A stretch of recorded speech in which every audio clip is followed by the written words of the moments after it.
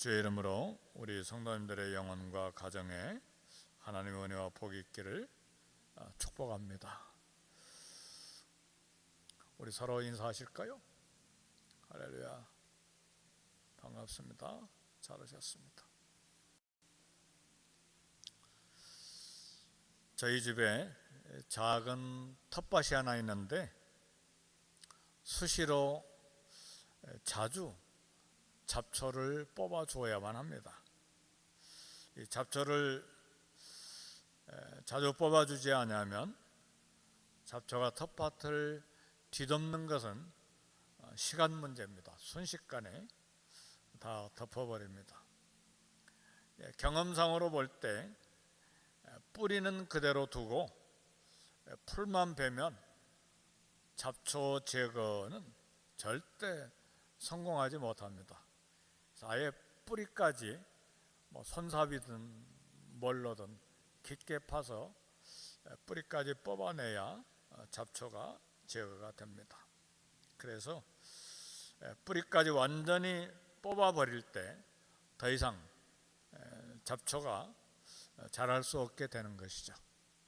심지도 않았는데 잘 자라요. 씨를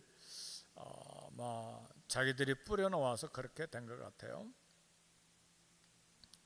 잡초처럼 순식간에 잘 자라는 것이 있다면 우리 마음 안에 있는 자기 자랑입니다. 자랑은 사람 마음 속에서 심지도 않고 또 물도 주지 않았는데 잘도 자랍니다. 따라서 이 자기 자랑도 뿌리까지 완전히 뽑아주지 않으면 마음을 다 점령하고 맙니다. 거듭난 우리 그리스도인의 마음에도 사단이 자랑의 씨를 뿌리면 자랑의 뿌리를 내리고 우리 안에서 잘 자라게 됩니다. 인간은 태생적으로 자기 자랑에 익숙하고 자랑을 위해서 열심히 삽니다. 다른 사람들을 보거나 우리 자신들을 보아도 자기 자랑에 익숙해져 있습니다. 능력 자랑, 가족 자랑, 지식 자랑, 경력 자랑, 물질 자랑, 심지어는 이제 자식 자랑, 끝이 없습니다. 우리가 잘 아는 대로 격언에 벼가 익을수록 고개를 숙이는데 빈 수레가 더 요란하다는 그런 격언이 있습니다. 산골짜기에서 내려오는 물은 요란한 소리를 내지만 그 물이 바닷속에 들어가면 끝모를 깊이가 생기게 됩니다. 우리의 성품과 신앙도 깊어지면 말은 별로 없지만 영향력이 확장됩니다. 오늘 바울은 고린도 교회에 자랑의 잡초가 많은 것을 보고 심각하게 다루었습니다. 왜냐하면 고린도 교회는 이 자랑 때문에 교만과 그리고 자만으로 각기 자기들이 좋아하는 지도자를 선택해서 당을 분파를 만들었기 때문에 그렇습니다. 그래서 자기들이 추종하는 사람이 다른 교인들이 추종하는 사람보다 더 낫다고 생각을 했습니다. 그 결과 그리스도의 몸인 고린도 교회가 분열돼서 시기하고 질투하게 됐습니다. 교회는 예수님의 피로 값을 지불하고 사신 예수님의 몸이잖아요. 예수님의 몸이기 때문에 또 우리는 예수님의 몸에 지체해드리고 그래서 서로 돕고 사랑으로 하나가 되어야 될 교회가 나쁜 감정이 가득한 거예요. 그 나쁜 감정이 예배를 드리는데도 깨끗한 마음 그리고 그리스도의 피로 정결하게 된 마음으로 겸손하게 하나님 앞에 예배 드려야 되는데 이 나쁜 마음이 가득한 가운데서 하나님 앞에 예배를 드리게 돼요. 얼마나 참 하나님 앞에 참 죄송스러운 일입니까? 그래서 바울은 교인들의 자기 자랑에 대해서 무겁게 책망하게 된 것입니다. 바울과 아볼로는 고린도 교인들에게 본이 되는 삶을 가르쳐주고 보여주었습니다. 바울은 복음의 씨를 뿌려서 고린도 교회를 개척하고 그 후에 아볼로는 와서 말씀을 잘 가르쳐서 교인들이 성숙하게 했습니다.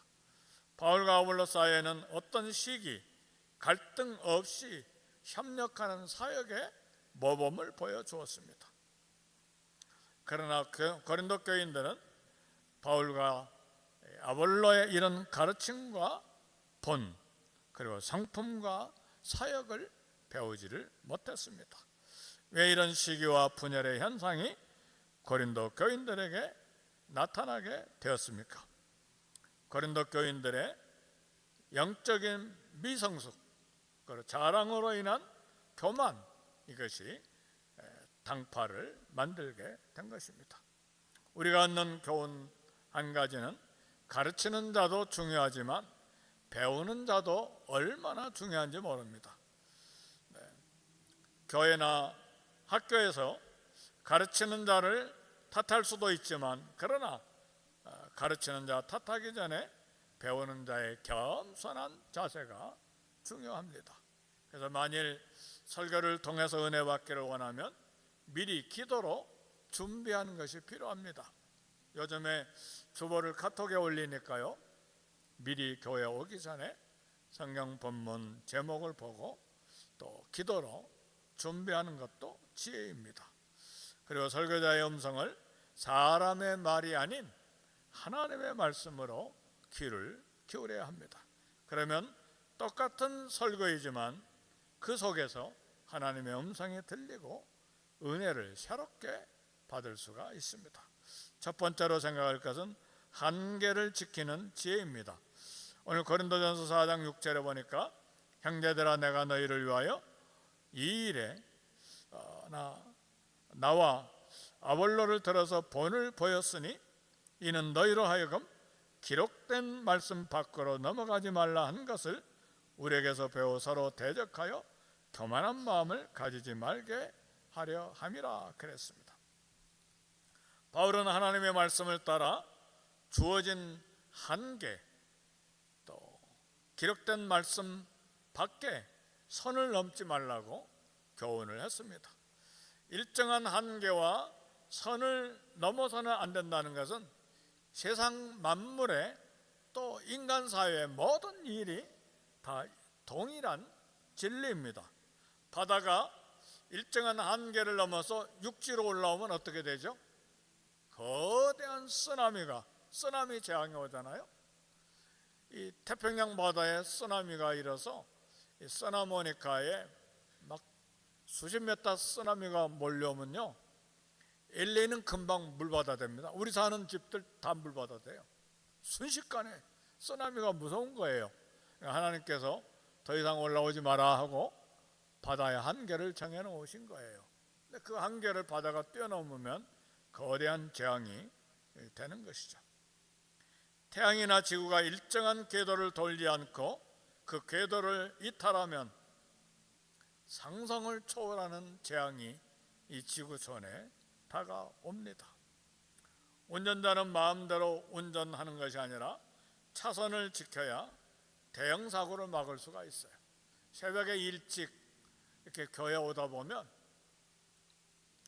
아무도 없는 줄 알고 앞에 가던 차가 휙 도는데도 아닌데 차선도 아니고 신호등도 없는데 그냥 갑자기 휙 돌아가지고 반대편으로 가서 또 역으로 가는 경우들 여러 번 만나요. 새벽 3시, 4시에 그런 일들이 일어나요. 참 깜짝깜짝 놀라죠.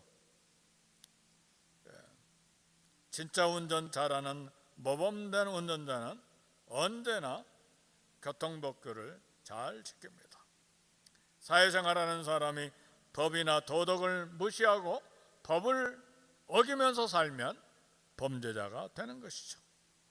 남녀의 구분된 생활도 마찬가지입니다. 가정의 한계를 벗어나 마음대로 살면 가정이 또 무너지게 되는 것입니다. 영적인 일도 마찬가지예요. 거듭나서 영적으로 성숙해가는 이 일은 특별한 것이 아니고 하나님이 정해주신 말씀의 울타리를 벗어나지 아니하고 순종해서 살아가는 거예요. 그게 믿음 생활이에요. 근데 내 욕심 때문에, 내 욕망 때문에, 내 고집 때문에 그걸 자꾸 벗어나는 거예요. 그러니까 우리 걸어가는 걸음이 갈짓자가 되기도 하고 뒤틀린 삶이 되는 것입니다. 영적으로 성숙한 성도는 하나님이 정해놓으신 경계를 넘어가지 않습니다. 우리는 진리의 말씀이 주는 자유를 무책임한 자유와 혼돈해서는 안 됩니다. 하나님의 뜻과 성령님의 인도하심을 따라 전진할 때와 또 물러설 때를 잘 알고 말씀을 따라가야 됩니다. 우리 성령님조차도 마음대로 말씀하지 아니하시는데, 아버지의 뜻을 따라 하시는데 우리는 너무 쉽게 말씀의 밖으로 경계를 넘어 드나드는 것이 우리의 문제입니다. 그래서 우리 성숙한 성도들은 말씀 밖으로 넘어가지 않도록 늘 조심해야 됩니다. 상대를 비판하고 비방하는 것은 기록된 말씀 밖으로 넘어가는 것입니다. 고린도 교인들이 처음부터 다른 사람들을 비판하고 비방한 것이 아니죠. 오히려 이것이 무슨 문제가 될까 정도로 작은 불편한 마음으로 이야기를 시작했을 거예요. 하나님의 말씀을 내 마음대로 해석하고 이 정도는 괜찮겠지, 그런 것이 죄를 짓는 길입니다. 세상 사람들에게 안전 불감증이 있는 것처럼 우리 신앙인들에게도 신앙 불감증이 있어요. 분명 말씀 먹이는 것 죄인데 말씀을 가볍게 여기면 불순종의 길에 빠지게 되고 거기에서 돌아오는 것이 얼마나 어려운지 몰라요. 말씀 안에 사는 건 겨우 말씀 안에서 살게 됐는데 불신앙의 길로 빠져버리면요, 돌아오는 게 얼마나 어려운지 몰라요. 왜? 죄가 익숙해져 버리니까요. 죄가 습관이 되어 버리니까요. 아담과 하와가 선악과를 따먹으면서 설마 하나님께서 우리를 죽이실까 의심했죠. 그러나 정령 죽으리라고 하는 하나님 말씀보다 결코 죽지 아니하리라고 하는 사단을 더 신뢰한 거예요. 우리 마음이 그런 것이 있어요.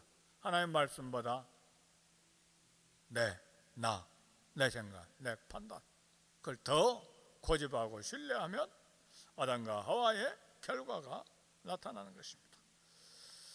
작은 죄를 저질러도 당장 큰 문제가 생기거나 큰 어려움이 없어 보입니다. 분명히 고린도 성도들은 바울에게서 서로 비방하지 말 것을 배웠어요. 그러나 두려움 없이 형제를 비방하다가 후에는 법정 소송까지 들어갔어요. 이게 고린도전서 6장 이렇게 넘어가면 교회 안에 성도들끼리 법정 소송하는 일이 생깁니다. 바울과 아볼로의 모범과 가르침을 가볍게 생각하고 무시한 결과예요. 오늘 일부 예배에 나온 사랑하는 성도 여러분, 저와 여러분 한 사람 한 사람 예수님 몸을 찢으시고 피를 흘려서 구원해 주신 보석과 같이 존귀한 한 분 한 분 성도들이에요. 그래서 말씀대로 살아가는 그 결과로 복을 주시기를 원하십니다.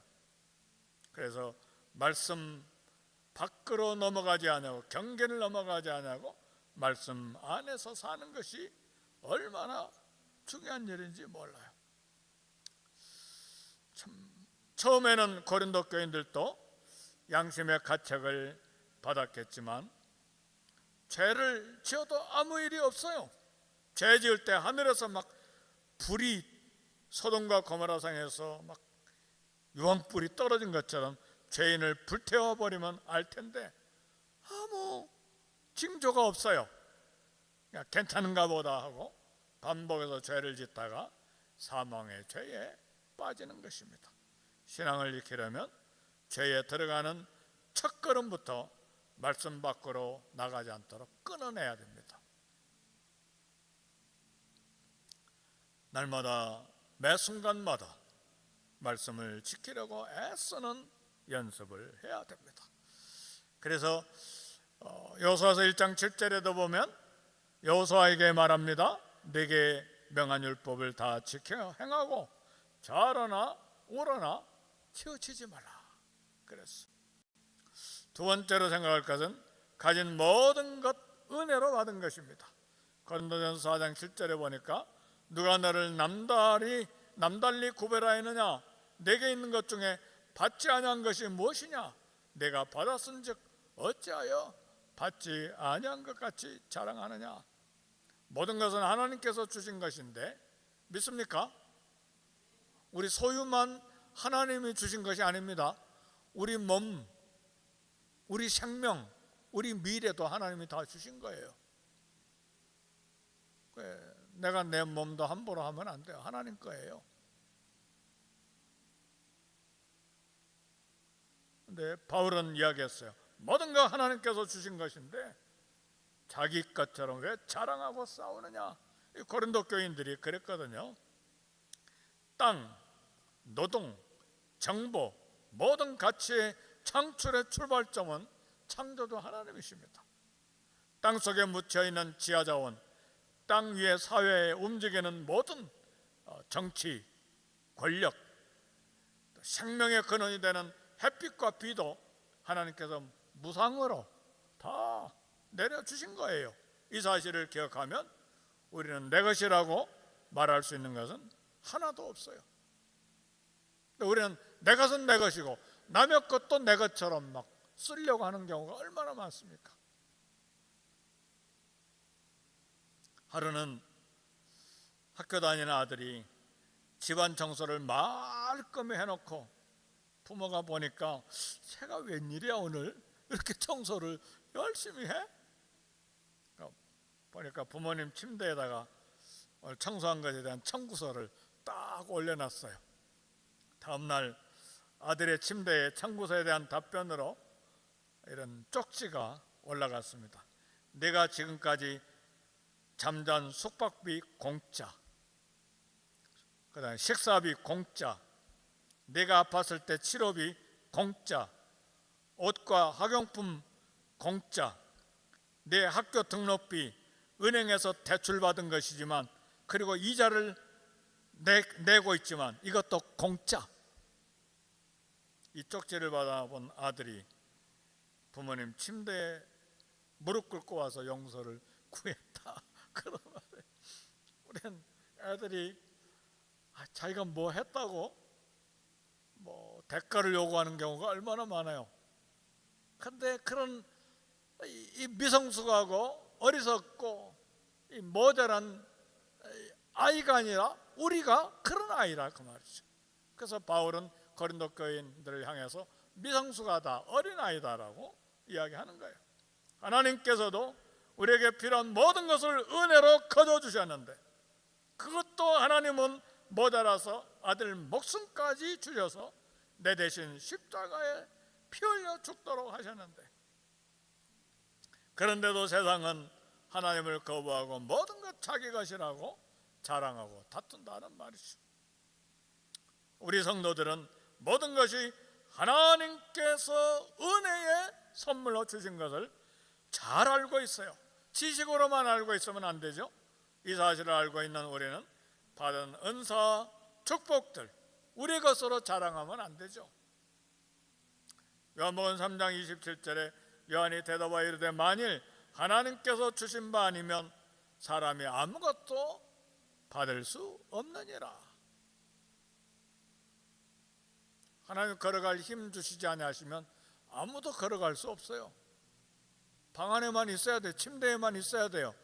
그 발 누가 주셨습니까? 그 걸어갈 힘 누가 주셨어요? 하나님 주신 거예요. 하나님 원하지 아니한 곳에 마음대로 가면 안 됩니다. 아멘입니까? 하나님의 것이니까요.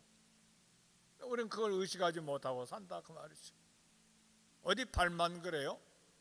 우리 인생 호흡 전체가 다 것이죠. 어떤 사람은 천성적으로 강한 발, 강한 다리를 자랑하는데 어리석은 거예요. 삼손처럼 강한 육체의 힘을 가지고 있어도 자랑하다가 자기 자랑을 위해 쓰면 두 눈이 뽑히게 돼요. 그래서 삼손 두 눈 뽑혀서 죽었잖아요. 어떤 사람은 육체의 아름다움을 자랑하는데 스스로 자랑할 것이 없어요. 아합의 이세벨 왕비는 눈을 그리고 머리를 꾸미다가 개가 먹어서 손과 발만 남았어요. 이게 이스라엘 역사에 나타난 사건이잖아요. 출신 가문을 자랑하는 사람이 있어요? 진정한 귀족은 인격이 준비되어야 진짜 귀족입니다. 출신 가문이 좋다면 불의를 버리고 법과 질서를 지킴으로 감사해야죠.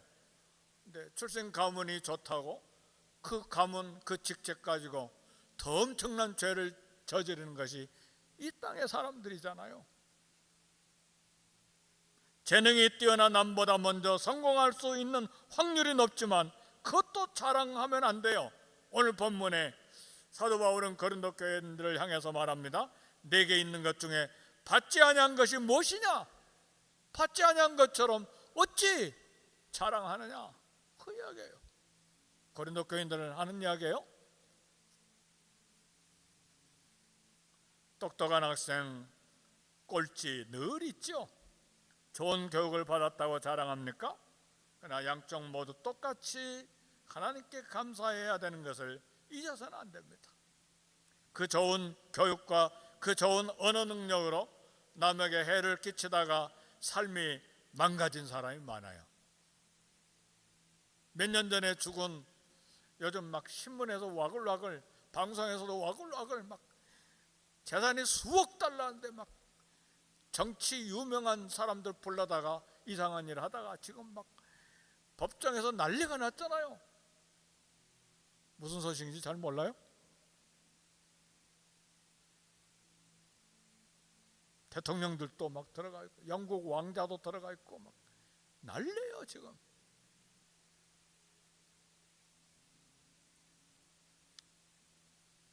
그래서요, 재산을 많이 모은 사람도 그 소유한 재산을 스스로 자랑하면 안 돼요.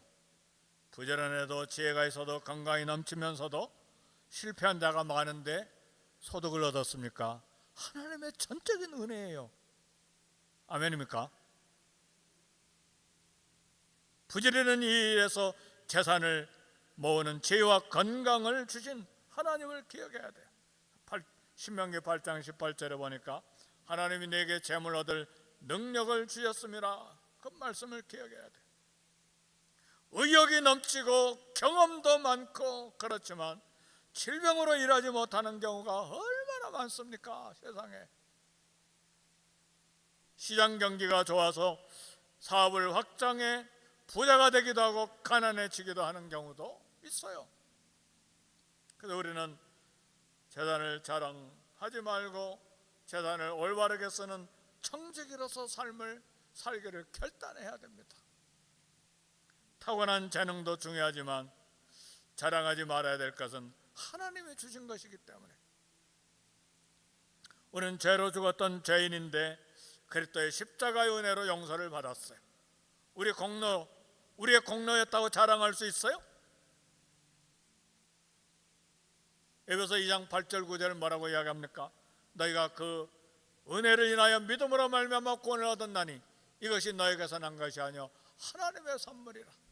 행해서 난 것이 아니니 이는 아무라도 자랑치 못하게 하려 함이니라 그랬어요. 누구든지 자랑하지 못하게 하려 함이라. 그래서 영적인 체험, 은사 모두 다 주님의 은혜입니다. 다윗은 고백했어요. 역대상 29장에서 천지에 있는 것 모두 다 주의 것이로소이다. 모든 것이 주께로 말미암아 싸우니 우리가 주의 손에서 받은 것으로 주께 드렸을 뿐입니다. 이 모든 물건 다 주의 손에서 왔사오니 다 주의 것입니다. 다윗이 성전을 지을 때 어마어마한 금과 은을 하나님 앞에 드리고 지금 고백하는 말이에요. 우리가 가진 것을 나눌 때 그리고 하나님께 드릴 때 생색내지 말고 겸손해야 돼요. 하나님께서 주신 것 하나님께 돌려드리는 것 뿐이라는 겸손한 고백을 해야 돼요. 우리가 변화되어 조금이라도 선한 마음을 가지고 선을 행했다면 그 마음을 움직이신 성령님의 도우심입니다. 믿습니까? 내가 착해서 그런 거 아니에요. 만물보다 심히 거짓되고 부패한 게 사람의 마음인데 그게 에레미야 마음만 그렇습니까? 에레미야 선지자만 만물보다 심히 거짓되고 부패한 마음을 가졌어요? 우리 모든 인간을 두고 하는 말이죠. 검은 사람 피부를 희게 만들 수 있느냐? 표범의 그 흑점을 변하게 할 수 있느냐? 우리는 죄성이 가득한 사람이에요. 그런데 변화돼서 조금이라도 착한 마음을 가지고 행한다면 그것은 하나님의 은혜예요. 그러니까 자랑할 것이 없다 그 말입니다. 이런 하나님의 물음 앞에서 어떻게 대답해야 되는가?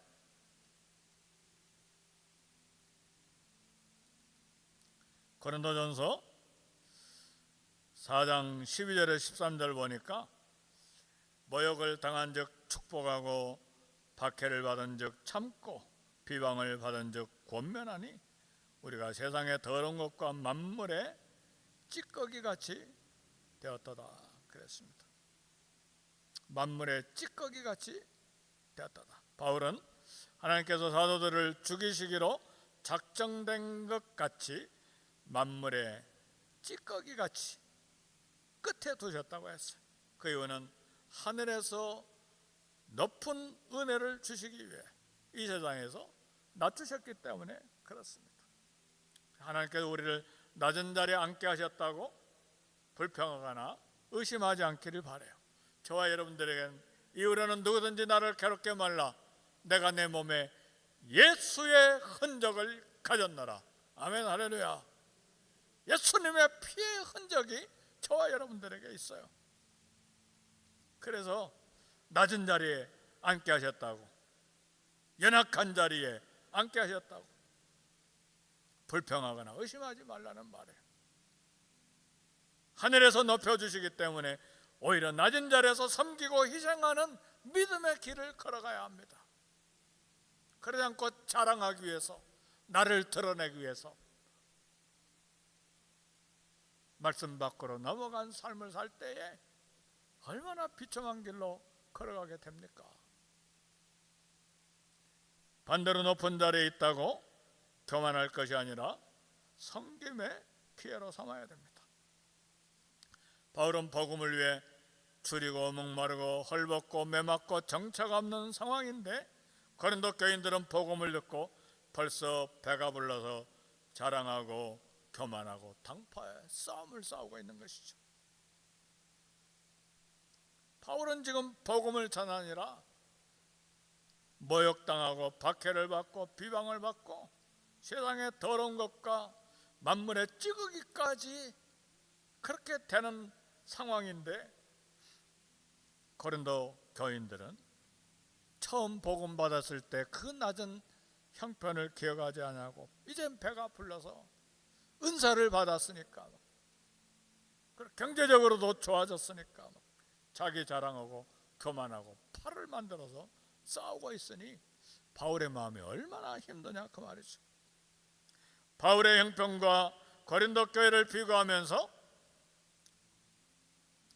부모 은혜를 잃은 철없는 자녀들이 생각날 수가 있어요. 부모의 수고 까마득히 잊어버리고 자기들 쾌락과 행복만을 찾는 자식은 불효자들. 가난을 극복하기 위해 피땀 흘려 수고한 부모 세대와 선배들의 노력을 기억해야 합니다. 유교사변 이후에 외국 기자들 이야기 들어보니까요, 한국의 전체 집 60%가 다 불타거나 폭탄 맞았거나 무너졌었대요. 60%. 굶주린 사람들이 태반이었어요. 근데 지금은 연봉이 1억을 받아도 막 데모하다가 현대 무슨 공장이 막 문 닫아버리잖아요. 그잖아요. 수백억 그냥 기증해버리고 문을 닫아버리는 일이 한국에서 생기잖아요. 최근에 1억 받으면 어마어마한 돈이잖아. 1년에 버는데. 근데 가난한 때 기억 못하고 더 자기 자랑을 위해서 말이에요. 고린도 교회를 보면 영적인 차원에서도 이런 일이 일어난 것을 봐요. 전도자들과 믿음의 선배들, 구원의 은혜 전하기 위해서 모든 고난과 모욕을 다 당하고 복음을 전해줬는데 그 수고를 잊고 교만하고 자기파 자랑으로 시기하고 질투하고 싸우는 것이 고린도 교회의 현상인데, 오늘 우리에게 주는 교훈이 없습니까? 대학을 갓 졸업한 젊은 한 교사가 부푼 꿈을 가지고 첫 수업에 들어갔어요. 학생들의 수업 분위기가 막 그야말로 엉망진창해요. 말 듣지 않아요. 저도 기억이 납니다. 브라질 신학생들 신학교에서 한 2년 가르친 적이 있는데 한 30-40명 모였는데 시작부터 끝까지 와글와글 수업을 듣는지 안 듣는지, 아프리카 앙골라에서도 오고 브라질 학생도 있고 볼리비아에서도 오고 다 포르투기스로 공부하는데 막 조용해. 그럼 그때 잠깐 조용했다 또 와글와글 그런 상황이 생긴 것 같아요. 막 꿈을 가지고 잘 가르치리라 막 대학을 졸업한 젊은 교사가 그렇게 수업에 들어가는데 엉망진창이 되니까 풀이 죽어가지고 교무실에 들어왔어요. 이때 나이 드신 교장 선생님이, 선생님 실망할 필요 없습니다. 그 학생들 가운데 몇 명이 수업을 제대로 듣고 우리 학교를 빛내고 이 사회에 기둥이 될 것입니다. 세상도 많은 사람이 아니라 적은 사람들이 많은 사람을 먹여 살립니다. 그런 이야기를 했대요. 세상 겉으로 보기에는 다수에 의해서 결정되고 움직이는 것 같아 보입니다. 역사도 그렇고 교회도 그렇고 자연을 보아도 그런 것 같아요. 실제는 올바르게 헌신된 창조적인 소수의 사람에 의해서 움직입니다. 자연도 마찬가지예요. 바닷물과 같은 자연도요, 바닷물의 3% 미만의 그 적은 양의 소금물에 의해서 지구의 모든 지저분한 물이 다 깨끗하게 정화된다는 것을 아세요? 3%가 바닷물을 깨끗하게 정화시켜요. 온 세상에서 떠내려오는 모든 구정물, 오염된 물을 3%가 정화를 시킵니다. 예수님 한 분에 의해서 세상의 모든 죄가 정결케 되고 교회가 설립이 됐어요. 복음도 소수의 헌신된 제자들에 의해서 온 세상에 전파되었습니다. 오늘 저와 여러분들은 3% 미만의 소금처럼 작지만 존귀하게 하나님의 손에 쓰임받는 성도가 될 수가 있어요. 모든 것을 받은 우리는 서로를 위해 소중한 힘이 돼야 돼요. 정말 소중한 성도가 돼야 돼요. 서로를 위해서. 그런 가치가 있어요. 왜요? 예수님의 피가 저와 여러분들에게 있기 때문에. 모든 것 은혜로 받은 우리 모두 겸손으로 주님의 몸인 교회를, 성도들을 잘 섬길 수 있기를 제 이름으로 축복합니다. 말씀 생각하시고 우리 한 1, 2분간 통성으로 기도하겠습니다. 하나님 아버지 감사합니다. 하나님이 주신 모든 것 감사함으로, 받은 은혜 감사함으로